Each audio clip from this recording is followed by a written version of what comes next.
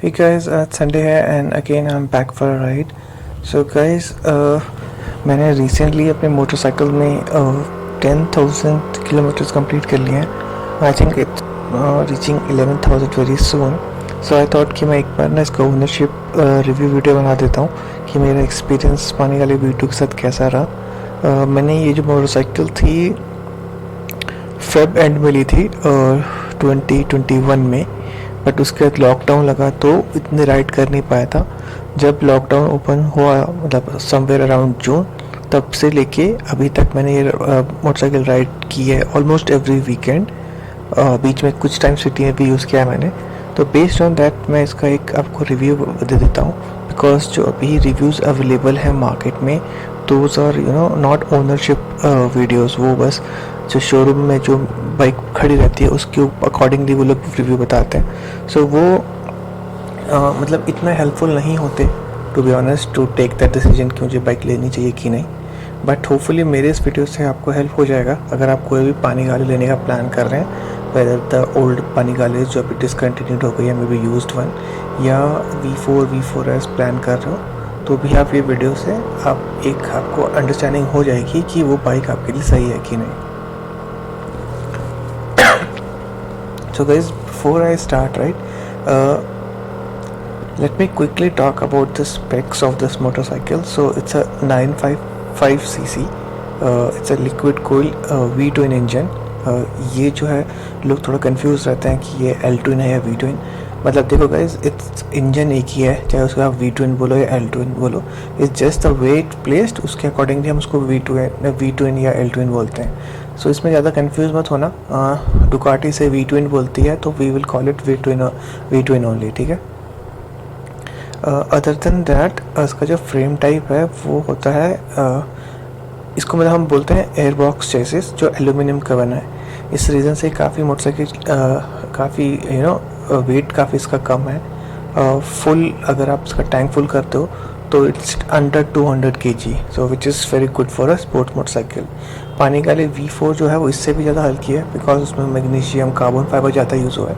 But हाँ, इस motorcycle में भी आप वो सब चीज़ करा सकते हो. अगर लाइक फॉर एग्जांपल एग्जॉस्ट डालोगे या कार्बन पार्ट लगाओगे तो आप इजीली 10 kg या उससे ज़्यादा आप वेट का कर सकते हो, ठीक है.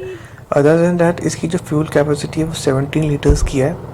इसका मतलब मुझे जो माइलेज मिलता है specially on highway it's somewhere around 22-23.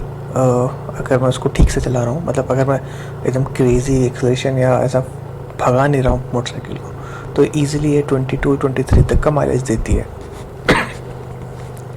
जो इसमें एक प्रॉब्लम होती है स्पेशली इंडियंस के लिए, वो है इसका seat height. It's comes with 840 mm seat height, जो कि आप एडजस्ट नहीं कर सकते हो. मतलब इसमें ऐसा कोई सिस्टम नहीं है कि आप हाइट को कम या ज़्यादा कर सको.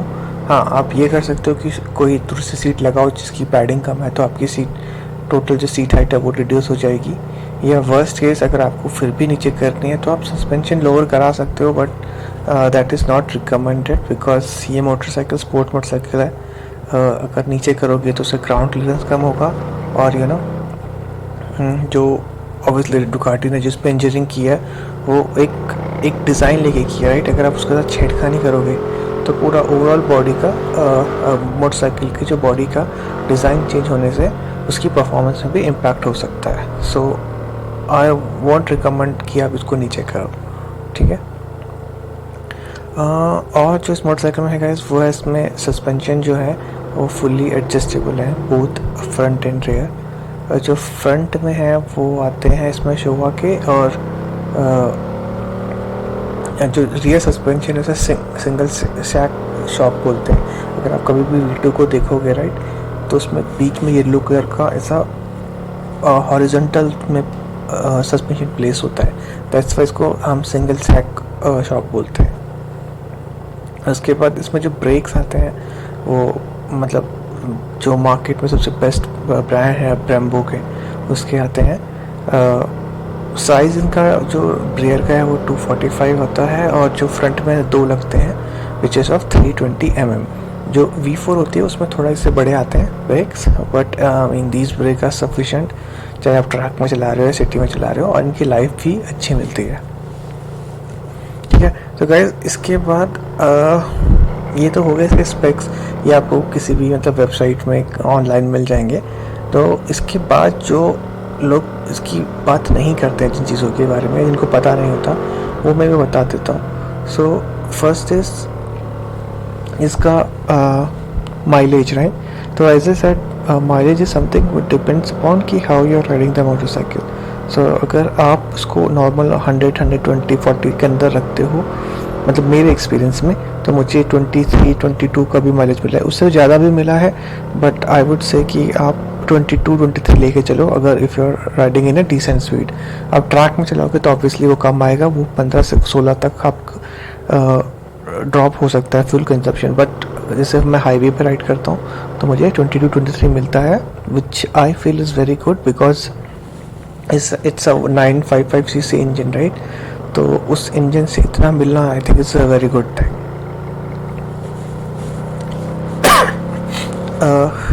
Coming to its service cost, right? So guys, Ducati is like, you know, in India मैं थोड़ा बदनाम है I would say, because people say कि इसको maintenance is high, but I actually you know do not agree with that. It's just कि एक misconception बना हुआ है मार्केट में।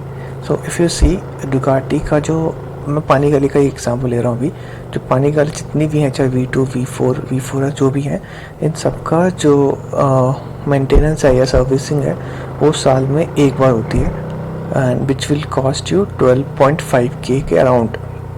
वर्स्ट केसेस आप लेके चलो कि 15 तक जा रहा है, बट उतना जाता नहीं है, 12.5, 12.8 इतना ही जाता है, क्योंकि उसमें डुकाटी के फिक्स स्टेप्स होते हैं क्या करना है सर्विसिंग में, तो वी नो कि हमारा कितना प्राइस आएगा। अगर आप इससे किसी और Indian, sorry not Indian, other Japanese brand से कंपेयर करोगे लाइक कावासाकी, तो कावासाकी में आपको अराउंड 8,000 सर्विस कॉस्ट पड़ता है, बट अगेन उनका जो इंटरवल है दैट इज़ एवरी 6,000, राइट। तो वेरस पानी गाली में ये 12,000 है और 1 ईयर है। तो अगर आप दो को देखोगे तो कावासाकी आपको ऑलमोस्ट 16,000 दे देगी, और जो डुकाटी है वो आपको उससे कम दे रही है। तो यस कि अगर आप नॉर्मल सर्विसिंग कराते हो तो Ducati is actually cheaper than your Kawasaki.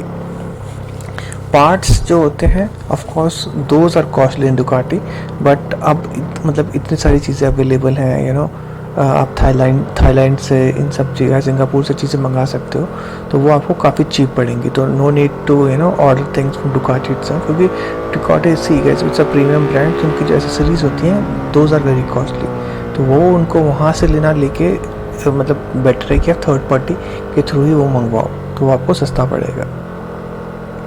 ठीक है, now coming to other things like ये जो बाइक लेते हो तो आपको कितनी वारंटी क्या है इसका, राइट। तो the moment you purchase this motorcycle आपको 2 साल की वारंटी मिलेगी। तो जब मैंने ली थी तो मेरे को 2 साल की वारंटी थी, प्लस मैंने I paid extra 30,000 to get additional 2 years. तो बेसिकली मेरी जो मोटरसाइकिल है वो ऑलमोस्ट 24 तक पूरी तरह अंडर वारंटी है। तो इसमें क्या होगा, कोई भी इलेक्ट्रॉनिक कुछ भी डैमेज होता है बिकॉज ऑफ मतलब which is basically from issue from Ducati side, वो सब वारंटी में कवर हो जाता है। इसके बाद ऑब्वियसली आपको इंश्योरेंस लेना है, तो आई वुड रिकमेंड कि आप ज़ीरो डेप लो। तो उससे क्या होगा कि अगर कुछ डैमेज भी होता है तो वो भी पूरा इसमें कवर हो जाएगा। तो दैट मीन्स आपको अगले 4 साल तक सिर्फ टायर और जो आपके ब्रेक पैड्स हैं उसी का खर्चा होगा, और अदरवाइज़ आपको कुछ भी मेंटेनेंस में लगेगा नहीं। मतलब आपको बेसिकली साल में एक 12.5 या 13K की एक सर्विस कॉस्ट आएगी, और उसके बाद आपके टायर्स या जो ब्रेक पैड्स होंगे उसका चेंज करने का आपको कॉस्ट आएगा। नाउ जैसे मैं अभी ब्रेक पैड्स और टायर की बात कर ही रहा था, तो मैं उनकी भी माइलेज के बारे में बता देता हूँ। तो देखो अगेन टायर और ब्रेक पैड्स कैसे होते हैं कि आप कैसे यूज़ करते हो उस पर डिपेंड करता है। मेरा फ्रेंड जो पानी गाली V2 ही चलाता है रेड में, इज़ द फर्स्ट पानी गाली owner, V2 owner in India. वो उसका टायर हर 4,000 किलोमीटर में ख़त्म हो जाता है, और ब्रेक पैड भी अराउंड 5,000 मैक्स जाते हैं उसके। बट अब उसका क्या है, वो थोड़ा गाड़ी स्पीड चलाता है, रफ चलाता है, और वो बर्न आउट मारता है, तो उसकी इतनी ही लाइफ मिलती है। बट अगर मैं अपनी बाइक के बारे में एग्जांपल दूं, तो मैंने जैसे मैंने बोला है, मैंने फेब में ली थी मोटरसाइकिल, आज की डेट में ऑलमोस्ट 11,000 हो गया किलोमीटर्स। मैं अभी भी स्टॉक टायर जो मेरे को मिले थे कंपनी की साइड से वही चला रहा हूँ। जस्ट इमेजिन कि बाकी लोगों को जहाँ 3,000 किलोमीटर में चेंज करने पड़े थे, फॉर मी अभी 11,000 हो चुके हैं और अभी भी टायर चल रहे हैं। मैंने रिसेंटली जब सर्विस सेंटर में दिखाया था तो दे सेड कि और आराम से 2,000-3,000 किलोमीटर जाएंगे। तो गाइस सी मतलब totally depends upon your way of riding. अगर आप उसको बहुत रफ चलाओगे तो जल्दी बर्नआउट होगा, अगर अच्छे से चलाओगे, नॉर्मल चलाओगे, जो इंडियन कंडीशन में जैसे ज़रूरत है, तो ये अच्छी लाइफ देते हैं। तो इसमें जो टायर्स आते हैं वो पेरेली के डियाब्लो 2 टायर्स आते हैं, which I think is very good because उनको सेंटर से जो उनका है मिडल से वो हार्ड कंपाउंड है और साइड में जो है उसका सॉफ्ट कंपाउंड है। सो दैट्स वाई आप इसको स्ट्रेट रोड में आराम से लंबा खींच सकते हो और अगर आप ट्रैक में जा रहे हो तो भी ये लोग परफेक्ट टायर होते हैं। ठीक है, सेम ब्रेक पैड्स की भी मेरी जो लाइफ थी 10,000 किलोमीटर चल गई पूरी, क्योंकि अगेन इस मोटरसाइकिल में ना काफ़ी अच्छा इंजन ब्रेकिंग मिलती है। अगर तो आप हाईवे पे चला रहे हो और आपको स्लो डाउन करना है और आके काफ़ी गैप है, मतलब ऐसा नहीं कि आपको हार्ड ब्रेकिंग करनी है, तो क्या है इसका engine braking is sufficient to slow down the motorcycle. तो आपको हर बार ब्रेक यूज़ करने की ज़रूरत नहीं है। तो मैं क्या करता हूँ, मैं काफ़ी इंजन ब्रेकिंग यूज़ करता हूँ, मैं उसको हाई में रखता हूँ और जहाँ पे भी मुझे ऐसा लगता है कि ज़रूरत नहीं है हार्ड ब्रेकिंग करने की या ब्रेक लगाने की, मैं इंजन ब्रेक को यूज़ करता हूँ स्लो डाउन करने के लिए। तो दिस वे मेरे जो ब्रेक पैड्स हैं उनकी भी बहुत अच्छी लाइफ मिलती है। तो मेरे दोनों ब्रेक पैड्स 10,000 किलोमीटर क्रॉस कर गए हैं, अभी भी उनको चेंज करने की ज़रूरत नहीं पड़ी है। अभी मैंने जब रिसेंटली इसको दिखाया था सर्विस मैनेजर को, तो ही सेट किया और आराम से 2,000 किलोमीटर ही जाएंगे। तो बेसिकली मेरा साल में एक सर्विसिंग हो रही है और मैं जितनी राइड कर रहा हूँ 12,000 किलोमीटर के अराउंड मेरा टायर चेंज हो गए और सेम ब्रेक पैड भी 12,000 किलोमीटर चल रहे हैं। Now just imagine this is a sports bike, not a tourer bike, but still I am able to get so much mileage from tires and brake pads. So it completely on you कि आप इसे कैसे चलाना चाहते हो, कैसे use करते हो, उसके अकॉर्डिंगली ही आपको इसकी परफॉर्मेंस मिलेगी।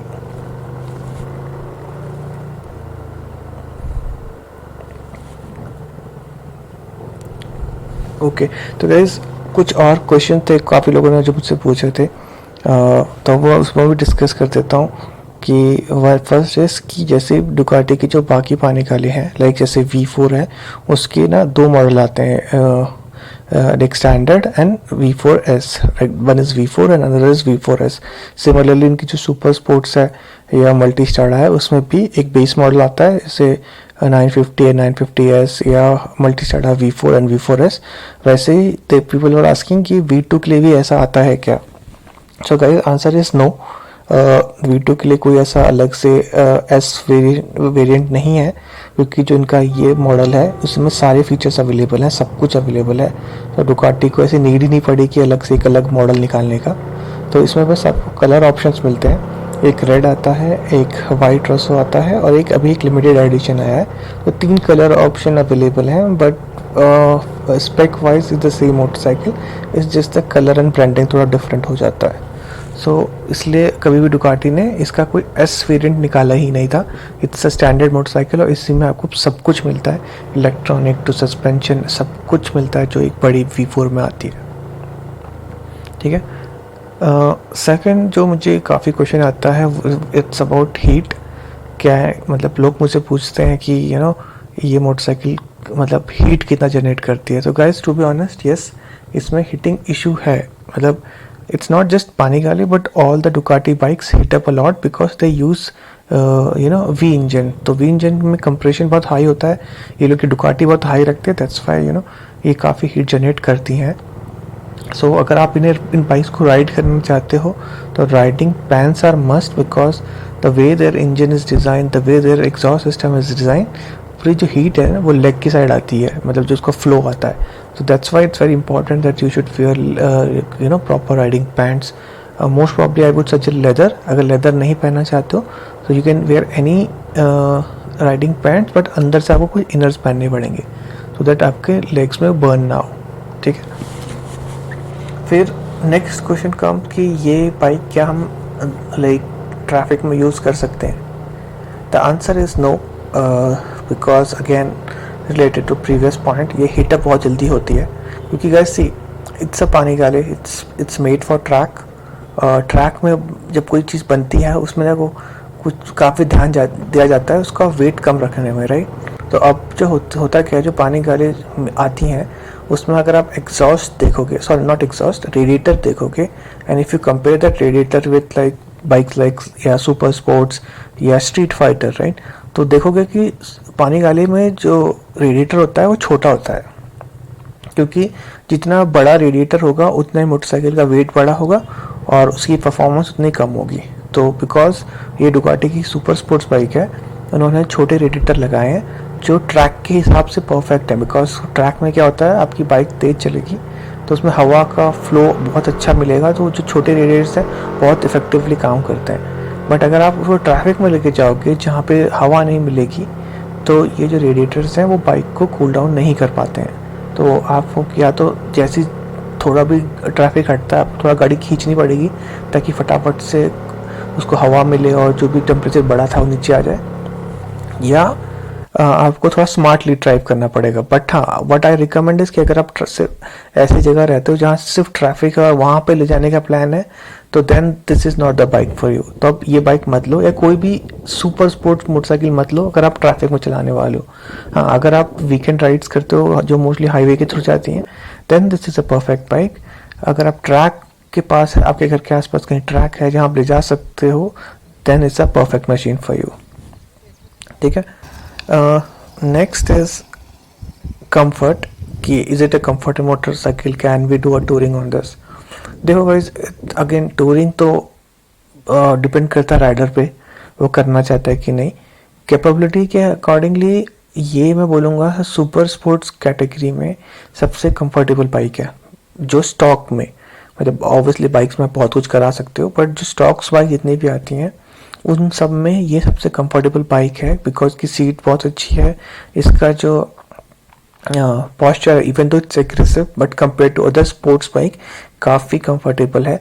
तो मैं इसमें easily 400 kilometres in one stretch आराम से कर लेता हूँ। तो उससे ज़्यादा हो सकता है थोड़ा ट्रिकी हो, और अगर रोड ख़राब है तो प्रॉब्लम होगा because it's a sports bike, suspension stiff होते हैं तो वो जर्क फील होता है। बट अगर आप कंटिन्यूस हाईवे पर जा रहे हो, मान लो कल मुंबई दिल्ली हाईवे खुल गया या एक्सप्रेस वे खुल गया, बाइक्स अलाउड हो गई, तो आप इजीली कर सकते हो क्योंकि आपको पता है कि हाईवे पे रोड खाली है, सीधा ही जाना है, तो या ज़्यादा गड्ढे नहीं होंगे, तो you can easily tour on it. But अगर रास्ते ख़राब हैं और आपकी टेक्निक आपको सही से नहीं आती, लाइक कैसे होल्ड करते हैं बाइक को, स्पोर्ट्स बाइक को, तो ये बाइक टूरिंग नहीं कर सकते। और प्लस अगर आप टूरिंग भी कर रहे हो तो आई थिंक आप विंटर में ही कर पाओगे क्योंकि बरसात में इसमें प्रॉब्लम आएगी, क्योंकि ये स्पोर्ट्स बाइक है, रेडिएटर छोटा है, प्लस नीचे होता है टायर के जस्ट पीछे, तो जितना भी कीचड़ बरसात में आएगा सब उसमें जमना लग जाएगा, तो आपको बहुत कंटिन्यूसली ये मोटरसाइकिल को क्लीन करना पड़ेगा रेडिएटर एटलीस्ट, नहीं तो वो प्रॉब्लम होगा। अगर आपने काफ़ी ऐसे चैनल्स देखे होंगे यूट्यूब में जिन्होंने सुपर बाइक लेके जाते हैं लद्दाख के सब में, वो हर दिखाते नहीं है बट काफ़ी लोगों का रेडिएटर लीक हो जाता है बिकॉज वो चोक हो जाता है पूरा मड से। तो आप अगर कहीं पे भी लेके जा रहे हो एंड इफ़ यू रियलाइज़ कि काफ़ी मड आ रहा है, वो आ रहा है, तो आफ्टर एवरी राइड या बिफोर द नेक्स्ट राइड इसका रेडिएटर ज़रूर क्लीन करना जस्ट पानी से, ताकि आप कंटिन्यू कर सको।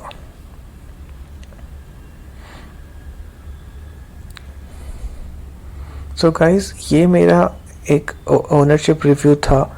इसमें मैंने जो भी मेरे लोगों के रिसेंट क्वेश्चंस आए थे रिगार्डिंग कंफर्ट, मेंटेनेंस, ये सब मैंने कवर किया है। अगर आपको अभी भी कोई क्वेश्चन होंगे तो डू लेट मी नो, मैं या तो कमेंट सेक्शन में ही दे दूंगा या आप मुझे इंस्टाग्राम में भी पूछ सकते हो, मैं उसमें भी मैसेज का भी रिप्लाई कर देता हूँ। ठीक है, so guys for this video इतना ही रखते हैं। कुछ भी होगा do let me know and मिलते हैं नेक्स्ट वीडियो में। Thank you, bye.